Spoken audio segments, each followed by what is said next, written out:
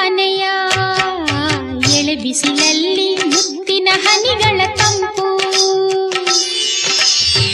ಸಾಗರದ ಈ ಅಲೆಗಳಲ್ಲಿ ಪ್ರಕೃತಿಯ ಶಕ್ತಿಯ ಪೆಂಪು, ಕಡಲಲ್ಲಿ ನದಿಯ ಸಂಗಮವು ದೇವನ ಸೃಷ್ಟಿಯ ರೀತಿ, ಗಂಡು ಹೆಣ್ಣಿನ ಹೃದಯ ಸಂಗಮ ಇದರ ಹೆಸರೇ ಪ್ರೀತಿ. ರಾಗಕ್ಕೆ ಸ್ವರವಾಗಿ, ಸ್ವರಕ್ಕೆ ಪದವಾಗಿ, ಪದಗಳಿಗೆ ನಾ ಸ್ಫೂರ್ತಿಯಾಗಿ ಇರುವೆ ಜೊತೆಯಾಗಿ.